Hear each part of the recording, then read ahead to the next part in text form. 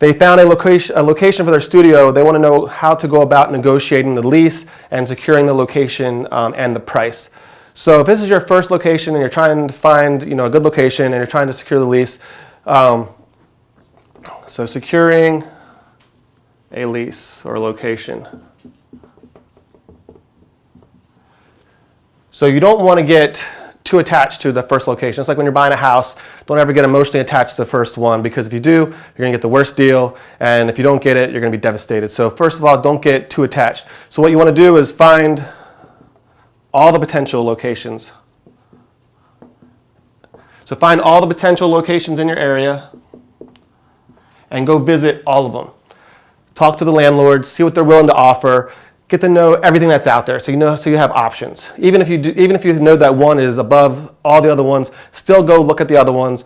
Tell them what your business is. The owner is going to ask you questions, or the leasing company is going to ask you questions, and that you might not be prepared for. So if you go to ones that you don't really care if you get or not, and they ask you and you stumble through the answers and you can't get them what they want, and they tell you that you're not qualified or you can't get it, then it's no big deal because you didn't really want that location anyway. But now you know because then you get back in the car, you're like, oh man, I wish I would have said this, or I wish I would have said that. Or you can go and get the information that they wanted and have it ready. So that way, when you finally go into the one that you actually do want and they ask the same questions, you're like, oh yeah, I have it right here. And they're going to be really impressed with you, and it's going to give you some negotiating power. So make sure you go into all the locations, find out what they're willing to give, what they're not. That way you can also use that information against the owner of the one that you actually want. So like when you actually go to negotiate the lease with the one that you want, you can say, well, so-and-so down the street was willing to do X, Y, Z for me, are you willing to do that too? Because most people that have a place that's for lease know all the other places that have for lease, know their competition.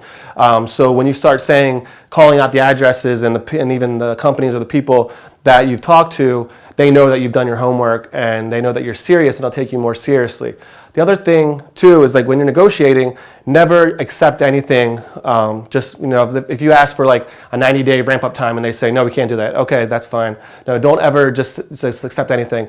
And then what you're going to say is like, okay, well, if I can't get the 90-day ramp-up time, the only way that's going to work is if I can get a shorter lease. Because if they were asking for like a 5-year lease, you only wanted a 2-year lease because you might outgrow it in 2 years. You might be like, well, if I can't get the 90 days, can I at least get the 2 years? That way you're getting something you're giving something for something in exchange. Never just give them something for nothing.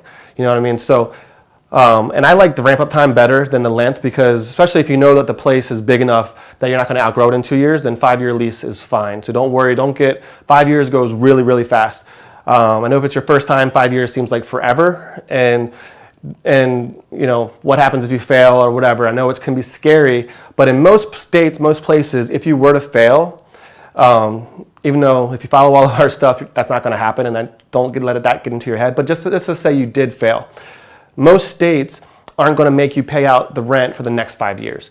It's just not practical, because the owner of the building, that's more than enough time for them to find another person to rent it. So the only thing that you're probably going to have to pay is whatever the judge thinks is an acceptable amount of time for them to find another person to rent. Sometimes that's 6 months, 9 months, but it's not going to be 5 years. So don't get too worried about that. And if you don't have the money, or if you don't own a home or anything like that, there's not much really they can do to you to get the money out of you.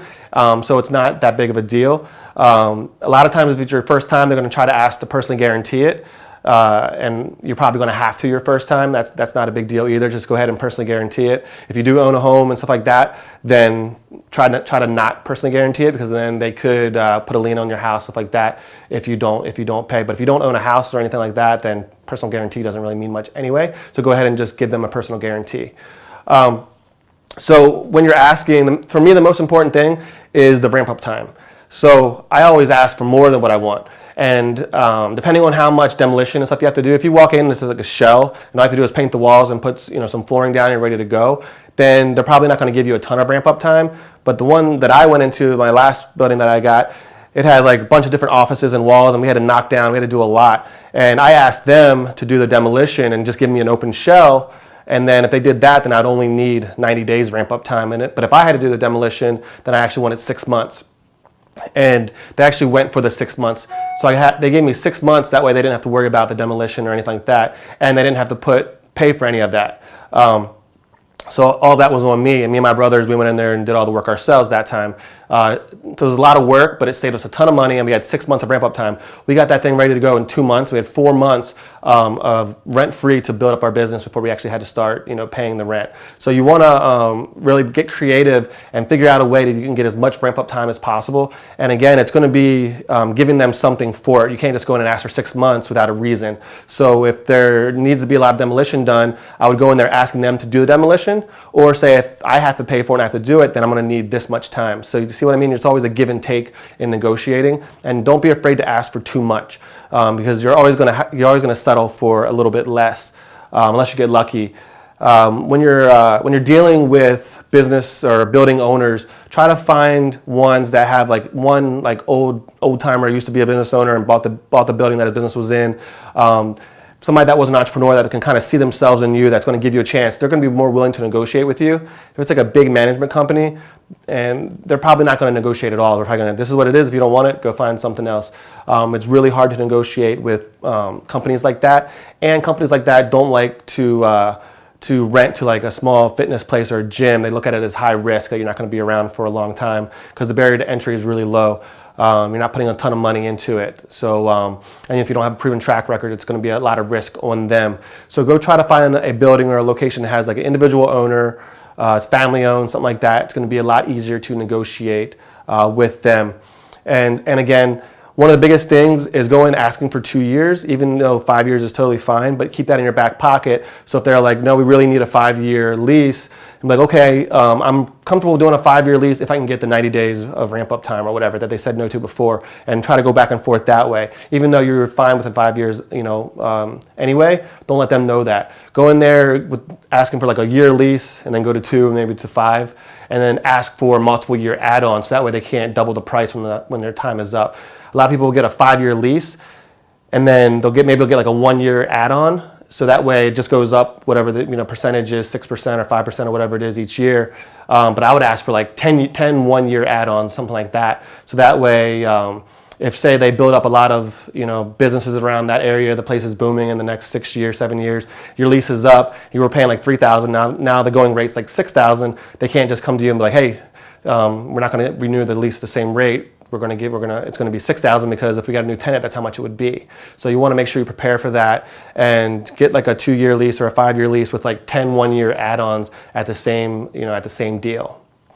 And that's pretty much it. Just some key takeaways is to make sure you go into every potential location and talk to the owners.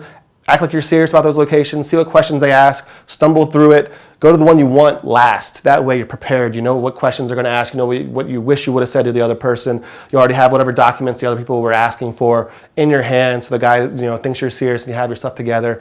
That's some of the most important things. Make sure that you're not taking no for an answer without asking for something in return in exchange for the no. Like, okay, that's fine if this can happen.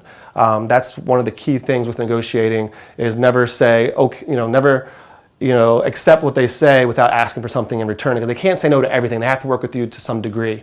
And that's pretty much it. You follow that and you will secure a great location and you'll be well on your way to building your fitness business.